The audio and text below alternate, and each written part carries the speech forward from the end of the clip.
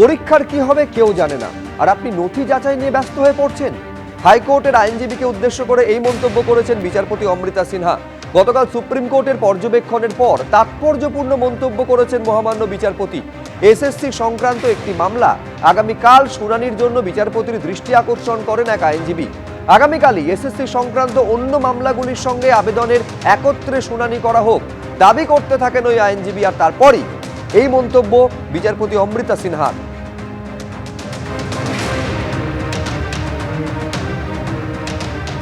যে অযোগ্যদের পাশে রাজ্য সরকার বারবার দাঁড়িয়েছে, এ প্রশ্ন উঠেছে কেন দাঁড়িয়েছে, এমনকি বারবার ভৎসিত হয়েছে সরকার এবং কমিশন সুপ্রিম কোর্টের কাছে, এবং সেই অযোগ্যদের তালিকাও বিস্তারিতভাবে কেন প্রকাশ করা হচ্ছে না এই প্রশ্ন উঠেছিল। এবং কোর্টের নির্দেশে, আদালতের নির্দেশে অবশেষে আজকে এসএসসি 1806 জনের তালিকা প্রকাশ করেছে। সেখানে নাম, roll number, date of birth, অভিভাবকের নাম দিয়ে প্রকাশ করেছে। পরীক্ষার্থীরা প্রশ্ন তুলছেন, যে স্কুলে পড়াতেন সেই স্কুলের নাম নেই কেন, পাশাপাশি কোন ক্যাটাগরিতে তিনি বিলং করেন, সাধারণ না ওবিসি না সংরক্ষিত, কোন ক্যাটাগরিতে বিলং করেন সেই নাম নেই কেন।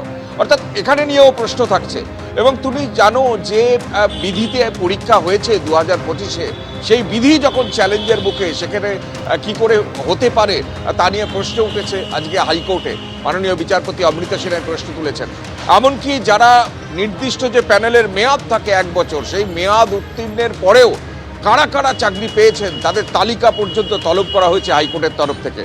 এমনকি এটাও বলা হচ্ছে যে অযোগ্যদের তালিকা আজকে হয়তো স্কুল সার্ভিস কমিশন প্রকাশ করলো, কিন্তু যে ওয়েবার সিটে যে 2025-এ পরীক্ষা হচ্ছে সেই ওয়েবার সিটের ডিটেল কপি সেটাও পর্যন্ত আপলোড করতে হবে ওয়েবসাইটে। প্রায় 5 লক্ষ পরীক্ষার্থী পরীক্ষা দিয়েছে। অর্থাৎ এই প্রশ্ন শুধু আজকের অযোগ্যদের তালিকা নিয়ে নয়, এই প্রশ্ন একাধিক প্রশ্ন।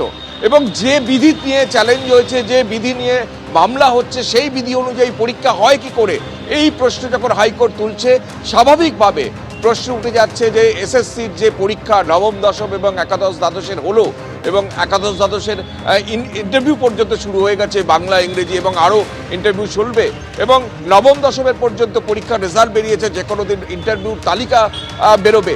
তার ভবিষ্যৎ কি? তুমি জানো যে সুপ্রিম কোর্টের স্পষ্ট নির্দেশ যে 31 ডিসেম্বরের মধ্যে, অর্থাৎ বছরের শেষ দিনের মধ্যে এই সমস্ত নিয়োগ প্রক্রিয়া শেষ করতে হবে।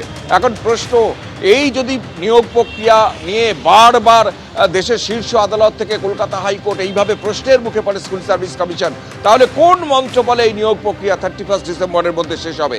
স্বচ্ছতার প্রশ্নে যদি বারবার প্রশ্ন ওঠে, তাহলে কোন মঞ্চ বলে এই 31 ডিসেম্বরের মধ্যে এটা শেষ হবে?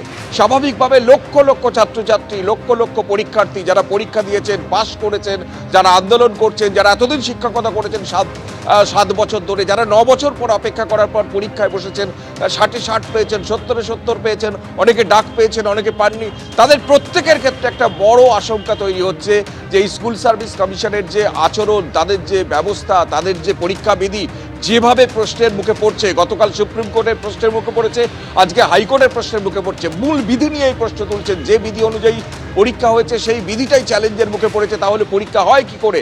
স্বয়ং বিচারপতি প্রশ্ন তুলছেন। তাতেই প্রশ্ন উঠছে যে তাহলে এই ছাত্রছাত্রীদের ভবিষ্যৎ কি হবে? স্কুল সার্ভিস কমিশন কেন স্বচ্ছতার সঙ্গে এই পরীক্ষা নিতে পারবে না?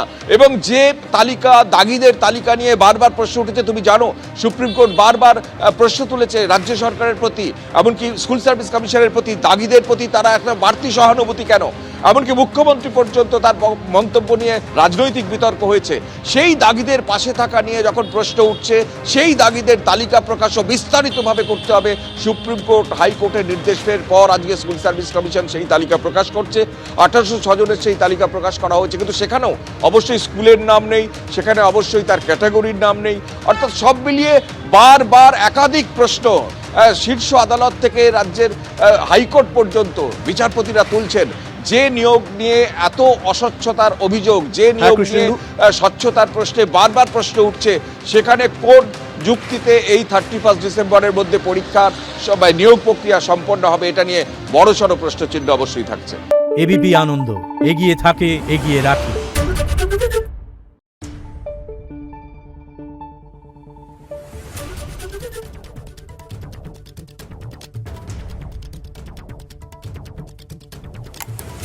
Thank you.